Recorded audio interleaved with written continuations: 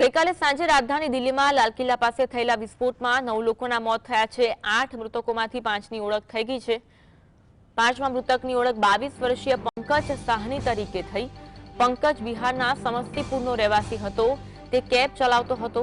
એવું જાણવા મળ્યું કે તે જૂની દિલ્હી રેલવે સ્ટેશન પર એક સંબંધીને છોડવા જઈ રહ્યો હતો ત્યારે આ વિસ્ફોટની ઘટના બની, જેમાં તેનું મોત નીપજ્યું। પંકજના દાદા નિકેશની છેલ્લી વાર સાંજે 4:30 વાગે થઈ હતી। આ દરમિયાન પંકજે કપડાં ન ધોવાનો ઉલ્લેખ કર્યો હતો।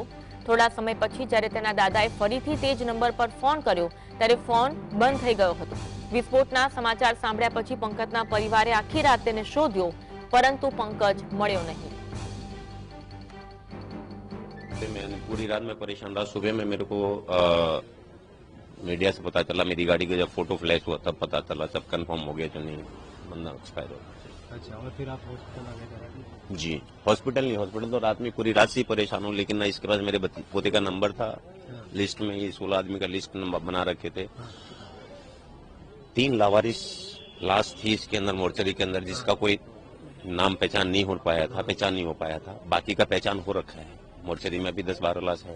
जो 3 लाश था जिसकी पहचान नहीं थी, उसमें एक लाश मेरा है जो 3 नंबर का है।